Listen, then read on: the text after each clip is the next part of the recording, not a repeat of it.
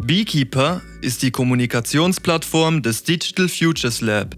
Deswegen ist es wichtig, dass ihr wisst, wie ihr euch auf Beekeeper anmeldet, dass ihr die wichtigsten Funktionen vom Beekeeper kennt und dass ihr wisst, was es mit den Streams auf sich hat. Beekeeper könnt ihr über die Webseite zhw.beekeeper.io aufrufen oder ihr holt euch die offizielle Beekeeper-App aufs Handy. Die App ist im App Store und im Google Play Store umsonst erhältlich. Wenn ihr euch auf dem Handy anmeldet, seht ihr folgenden Screen. Ihr müsst dann auf Anmelden klicken. Danach wird nach einem QR-Code oder einer Firmen-ID gefragt. Wählt mit Firmen-ID anmelden aus und gebt als ID ZHW an. Unabhängig davon, ob ihr euch auf dem Handy oder auf der Webseite anmeldet, müsst ihr euer ZHW-Kürzel-Mail angeben und dabei euer ZHW-Passwort verwenden. Wenn ihr euch auf Beekeeper angemeldet habt, kommt ihr auf die Startseite und euch wird standardmäßig ein Stream angezeigt. Bei mir ist es der Stream Digital Futures Lab. Je nachdem, von welchem Departement ihr kommt, seht ihr hier links noch andere Streams. Als Member des Digital Futures Lab solltet ihr aber mindestens folgende Streams sehen: Community Members, Digital Futures Lab, Digital Futures Fund und Fellows.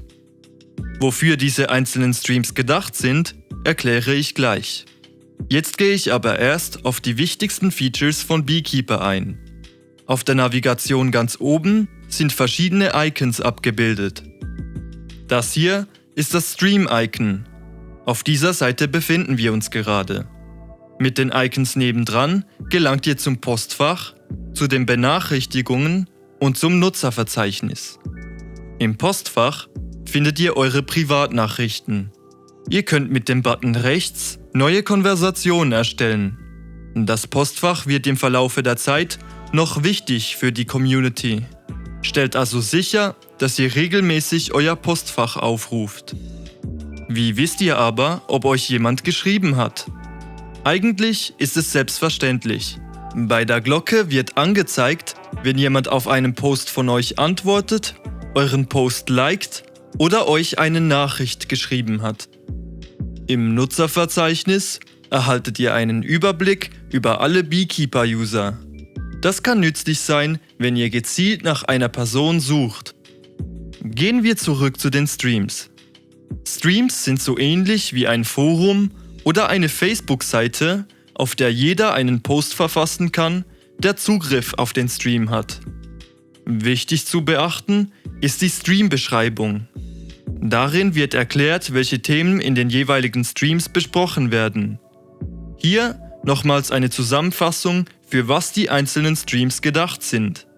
In Community Members stellen sich neue Mitglieder des DFL gegenseitig vor. Wen ihr vorstellen solltet, erfahrt ihr per E-Mail unter dem Betreff Erste Community Challenge. In Zukunft werdet ihr hier außerdem ein Tutorial dazu finden, wie ihr über die Aufnahme von Neuanmeldungen für die Community entscheiden könnt. Der Stream Digital Futures Lab wird für die meisten von euch am wichtigsten sein. Ihr habt Ideen für Projekte, Vorschläge, wollt ganz allgemein etwas über die Community sagen oder jemanden für ein spezifisches Anliegen finden? Dann poste es hier. Wir haben festgestellt, dass sich neue Members nicht so recht trauen zu posten. Haltet euch nicht zurück. Dieser Stream ist für den Austausch da. Es gibt keinen schlechten Input. In diesem Stream halten wir euch zudem auf dem Laufenden darüber, was in der Community gerade aktuell ist. Der Stream Digital Futures Fund ist vor allem für diejenigen wichtig, die an einem Projekt beteiligt sind, das durch den Digital Futures Fund finanziert wird. Falls das auf dich zutrifft, kannst du hier dein Projekt vorstellen, Feedback suchen oder um Hilfe fragen. Auch hier freuen wir uns über jeden Post. Egal wie banal es für euch scheinen mag, tauscht euch aus, zeigt, woran ihr arbeitet.